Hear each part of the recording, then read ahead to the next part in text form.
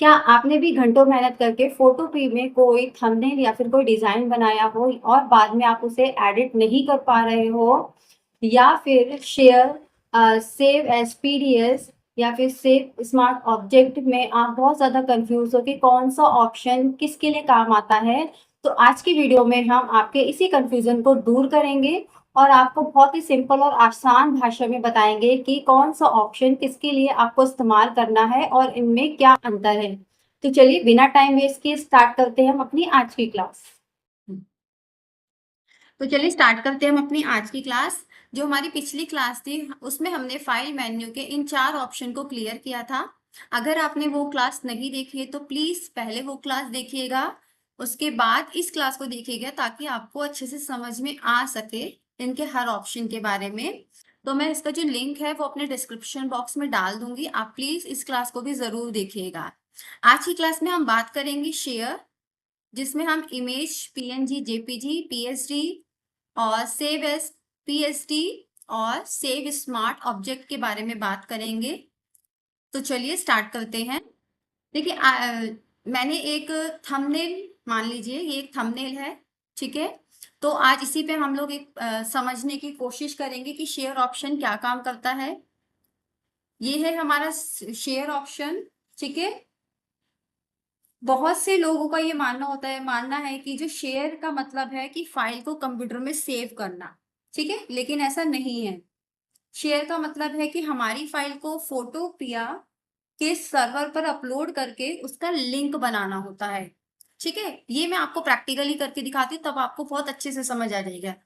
देखिए, मान लीजिए मुझे ये फाइल किसी के साथ शेयर करनी है लिंक के द्वारा, ठीक है? इसका एक लिंक बनाना है और फिर मुझे उस लिंक को शेयर करना है। तो मैं कैसे करूँगी? शेयर पे जाऊँगी फाइल मेन्यू के और इमेज, पीएनजी एंड जेपीजी इस पे क्लिक करूँगी। जैसे ही मैं इस पे क्लिक करूँगी, मेरे सामने एक पॉपअप आया है खुल के, जिसमें लिखा है कि आपकी इमेज फोटोपी की वेबसाइट पर एक पब्लिक लिंक के रूप में अपलोड की जाएगी और यह लिंक सिर्फ आपको पता होगा। फोटोपिया इस इमेज को 6 महीने तक अपने पास स्टोर करके रखेगा। तो अगर मैं ये चाहती हूँ, सहमत हूँ, तो मैं यहाँ पे ओके बटन प्रेस करूँगी। जैसे ही मैं ओके बटन दबाती हूँ, मेरे पास एक लिंक आ जाएगा। आप यहाँ देख रहे होंगे एक लिंक आया है। अगर मैं यहाँ कॉपी बटन दबाती हूँ, तो ये लिंक कॉपी हो जाएगा और फिर ये जो कॉपी लिंक है, मैं इसे मुझे जिसे भी भेजना है, मुझे किसी फ्रेंड को भेजना है या क्लाइंट को भेजना है, तो मैं यहाँ पे कॉपी पे प्रेस करूँगी, तो ये कॉपी हो गया। तो मैं इसे मेल के द्वारा या फिर व्हाट्सएप के द्वारा मुझे जिसे भी भेजना है, मैं सिर्फ़ उसी को भेजूँ। ये पब्लिकली नहीं होगा, सिर्फ़ मैं जिसे चाहूँगी ये लिंक भेजना, उसी को ये लिंक जाएगा। ठीक है? तो इस तरीके से जो मेरी फ़ाइल है वो सुरक्षित भी है। एक तरीके से सेफ्टी पर्पज़ से देखा जाए तो उसमें भी सेफ है फ़ाइल, ठीक है? तो आप इसकी कॉपी करके आपको ईमेल करना है या आपको व्हाट्सएप करना है और आप अपने क्लाइंट को, अपने फ्रेंड को, अपने जिसको भी आपको चाहते हो अपनी फ़ाइल दिखाना, आप उसको भेज सकते हो। अगर मैं यहाँ ओपन पे क्लिक करती हूँ, तो यही फ़ाइल जो होगी वो एक नए न्यू टैब पे खुल जाएगी। देखिए, ये एक न्यू टैब पे खुल गई है। आप चाहे तो अगर ये डिज़ाइन फाइनल है तो आप इसको डाउनलोड भी कर सकते हैं। यहाँ पे एडिटिंग का ऑप्शन रखा है बट आप इसमें एडिटिंग नहीं कर सकते हो, ये देखिए। क्योंकि ये एक इमेज की तरह है, फिर टाइम लगा रहा है लोडिंग में। ये देखिए, ये जो आप यहाँ देख रहे होंगे, ये इमेज है, ठीक है?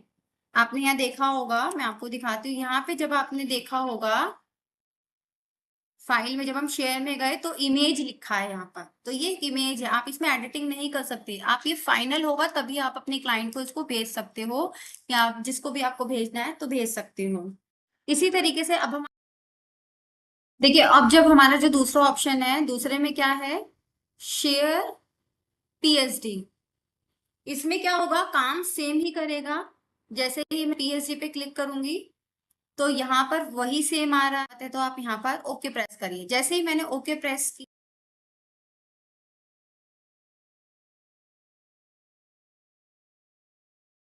देखिए पब्लिश हो गई। पब्लिश होने के बाद इस पे सेम वही शेयर का एक लिंक आया है, काम से सेम ही होगा। जैसे ही मैं कॉपी पे क्लिक करूंगी तो मेरे पास एक लिंक आ जाएगा, लिंक कॉपी हो जाएगा और मैं इसे अपनी क्लाइंट के पास या फिर मैं इसे अपने फ्रेंड के पास, मतलब जिसे भी इसको मैं भेजना चाहूँ मैं भेज सकती हूँ। ठीक है, मेल के थ्रू या फिर व्हाट्सएप के थ्रू मैं इसको लिंक को पेस्ट करके भेज सकती हूँ। और वो जिसके पास ये लिंक जाएगा वो इस लिंक को ओपन करके, फाइल को ओपन करके इसमें एडिटिंग कर सकता है। ठीक है, और इसमें अगर कुछ भी चीज है वो कर सकता है, क्योंकि उसके पास पूरा एक्सेस हो जाएगा कि वो इस डिजाइन के साथ कुछ भी एडिटिंग कर दे। ठीक है, ये होगा। इसके साथ ही ये एक पीएसडी फाइल के रूप में उसको लिंक मिलेगा, एक इमेज के रूप में लिंक नहीं मिलेगा जिसे वो खोल तो सकता है बट उसमें कुछ कर नहीं सकता। ये एक पीएसडी फाइल के यानी कि फोटोशॉप डॉक्यूमेंट के रूप में उसको ये इमेज मिलेगा, फाइल मिलेगा और वो उस पर खोल के उस पर एडिटिंग का काम कर सकता है। ठीक है, ओपन का भी सेम ही है। अगर मैं ओपन कर दूं तो एक न्यू टैब पे ओपन हो जाएगा, फोटो पे ओपन हो गया। आप देखिए इसमें आप देख पा रहे होंगे कि यहाँ पर आपको एक चीज दिख रही है, ये है हमारा स्मार्ट ऑब्जेक्ट का निशान। ठीक है, इसमें एडिटिंग करी जा सकती है। ठीक है, ये इमेज नहीं है, ये फाइल है।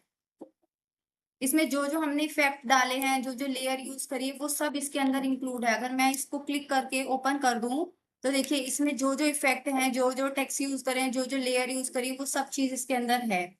ठीक है, तो इस ये फर्क है इन दोनों में। उम्मीद करते हैं कि आपको समझ में आया होगा। बहुत ही सिंपल तरीके से मैंने समझाने की कोशिश की है।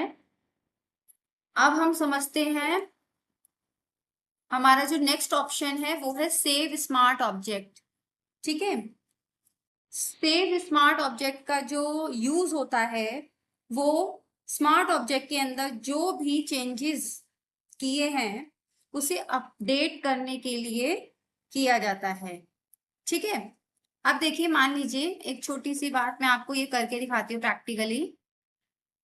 इसको मैं बंद कर देती हूँ। ठीक है, ये मेरी इमेज है, मैंने एक थंबनेल तैयार करा। अब मुझे बाद में तैयार करने के बाद याद आया कि मुझे एक सेम बॉक्स यहाँ पर भी लिखना है और उसके ऊपर टेक्स्ट डालना है। ठीक है, तो मैंने क्या किया, मैं क्या करूंगी, मैंने हालांकि इसको सेव कर रखा है। अब आप यहाँ देख रहे होंगे ये सिंबल, ये निशान है सेव स्मार्ट ऑब्जेक्ट का, सॉरी स्मार्ट ऑब्जेक्ट का। ठीक है, इस पे मैंने वीडियो बना रखी है और मैं अभी यहाँ पर आई बटन में, आप अगर देखना चाहते हैं वो वीडियो तो मैं आई बटन पे आप क्लिक कीजिए और आप उससे उस वीडियो पे पहुंच जाएंगे और उसको देख सकते हैं कि स्मार्ट ऑब्जेक्ट किस तरीके से काम करता है। ठीक है, तो मान लीजिए अब मैंने क्या किया, मुझे इसमें एडिटिंग करनी है तो मैंने स्मार्ट ऑब्जेक्ट के ये जो आइकन है इस पे मैं डबल क्लिक करूंगी। जैसे ही मैं क्लिक करूंगी ये खुल के आ जाएगा। ठीक है, कि मैंने इसमें क्या क्या काम किया है और मुझे क्या चाहिए, क्या एडिटिंग और करनी है। जैसे मैं चाहती हूँ कि जैसे मैं ये चाह रही हूँ कि यहाँ पर भी एक सेम ऐसा ही बॉक्स आ जाए, तो मैंने यहाँ पे गई और मैंने इसको कंट्रोल जे कर दिया। ठीक है, कंट्रोल जे कर दिया तो इसकी एक कॉपी बनकर आ गई। मैंने इसकी कॉपी यहाँ रखी। ठीक, अब मैं चाह रही हूँ इस पे कुछ टेक्स्ट लिखना, तो मैं टेक्स्ट पे गई, टाइप टूल लिया। यहाँ पे मुझे सेम साइज लेना है तो पहले मैं क्या करूंगी, मूव टूल पे जाके इसका साइज चेक करूंगी। इसका साइज क्या था, इसका साइज है हमारा 32 साइज है। ठीक है, अब मैं टी दबाऊंगी, टी दबा के यहाँ पे आकर मैंने यहाँ पे सेम साइज ले लिया 32। अब मैं यहाँ लिखती हूँ इजी, मैं इसे लेकर बीच में आ गई। ठीक है, टेक्स्ट को बीच में आ गई और फिर मैंने क्या किया, इसको इन दोनों को सेलेक्ट करके लेयर 3 को, सॉरी शेप 3 कॉपी 2 को सेलेक्ट किया और इजी एंड सिंपल वे को सेलेक्ट करके, टेक्स्ट को सेलेक्ट करके मूव टूल पे जाके मैंने इसको क्या कर लिया, सेंटर हॉरिजेंटल कर लिया और यहाँ से वर्टिकल हॉरिजेंटल कर लिया। इससे क्या हो गया, ये दोनों बॉक्स के बीच में जो है वो टेक्स्ट आ गया। ठीक है, इसके बाद अब मैं चाहती हूँ कि जो भी मैंने यहाँ पे करेक्शन किया है या जो भी मैंने चीजें ऐड ऑन किया है वो मुझे अपनी जो मेरा प्रोजेक्ट है उसमें दिखे, मेन प्रोजेक्ट में वो दिखे। वो तभी पॉसिबल होगा जब मैं फाइल में जाकर सेव स्मार्ट ऑब्जेक्ट करूंगी। ठीक है, मैंने जैसे ही सेव स्मार्ट ऑब्जेक्ट करती हूँ, या तो मैं ऐसे कर सकती हूँ या फिर कंट्रोल एस करूं, तो भी दोनों में सेव हो गया। जो भी मैंने करेक्शन किया है, अपडेट किया है, वो तभी सेव होगा जब मैं फाइल में जाकर सेव स्मार्ट ऑब्जेक्ट करूंगी या मैं कंट्रोल एस करूंगी। अब मैं अगर इसको डिलीट कर देती हूँ, तो देखिए ये जो मेरा प्रोजेक्ट फाइल है, न्यू मेरा जो प्रोजेक्ट फाइल है, इसमें ये आप देख पा रहे होंगे कि जो एडिटिंग मैंने अभी वहां पे की थी वो अपडेट होकर यहाँ आ गई है। तो यही काम होता है सेव स्मार्ट ऑब्जेक्ट का। ठीक है, अब हमारा जो तीसरा ऑप्शन है, हम्म हमारा जो तीसरा ऑप्शन है, अब हमारा जो लास्ट ऑप्शन है, इसका यूज कहाँ होता है, सेव एज पीएसटी। यानी कि मान लीजिए ये मेरा कंप्लीट हो गया, अब मैं इसको एक डॉक्यूमेंट के रूप में सेव करना चाहती हूँ, फोटोशॉप डॉक्यूमेंट के रूप में अगर मैं इसे सेव करना चाहती हूँ तो मैं सेव एज पीएसडी करूंगी। ठीक है, मैं जैसे ही इसे सेव एज पीएसडी करूंगी, मेरे सामने एक ओपन हो जाएगा कि मुझे कहाँ सेव करना है। तो मैंने जैसे न्यू, मेरे को डेस्कटॉप पे सेव करना है, डेस्कटॉप डालकर यहाँ पे प्रोजेक्ट 3 डाल दूं और ये फाइल पीएसडी के रूप में सेव होगी। ठीक है, मैंने सेव कर दिया। अब दिखाती हूँ मैं आपको ये फाइल जो है वो पीएसडी के रूप में सेव हुई है।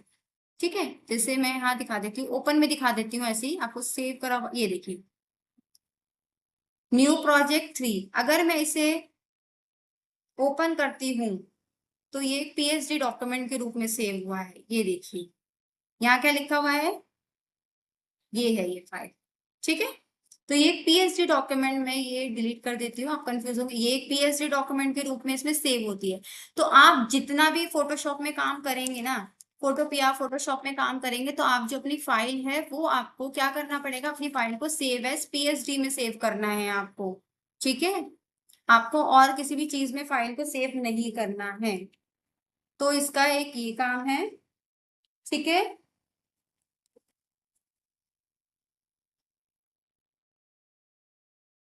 तो यही अंतर था। ठीक है, तो यही डिफरेंस है इन तीनों में। उम्मीद करती हूँ आपकी जो कंफ्यूजन है वो दूर हुई होगी। ठीक है, तो यही काम है हमारा शेयर का, और सेव स्मार्ट ऑब्जेक्ट का, और सेव एज पीएसटी का। ठीक, कोई भी आपको, उम्मीद करते हैं कि आपको इन तीनों में डिफरेंस पता चला होगा, और साथ ही कहाँ पर किस ऑप्शन का यूज करना है वो भी कंफ्यूजन दूर हुआ होगा। अगर आपको हमारी वीडियो जरा सी भी यूजफुल लगी हो, पसंद आई हो, तो प्लीज हमारी वीडियो को लाइक कीजिएगा, और अगर आपके कोई भी डाउट्स है तो आप बेझिझक कमेंट बॉक्स में लिख के भेजिएगा, हम जरूर उस पर बात करेंगे। साथ ही हमारे चैनल को सब्सक्राइब कीजिएगा और हमें ज़्यादा से ज़्यादा सपोर्ट कीजिएगा। साथ ही अपने दोस्तों के साथ हमारी वीडियो को ज़्यादा से ज़्यादा शेयर कीजिएगा, जो ग्राफिक डिजाइनिंग सीखना चाहते हैं सिंपल और आसान भाषा में। तो आप मिलते हैं नेक्स्ट क्लास में, जब तक के लिए धन्यवाद।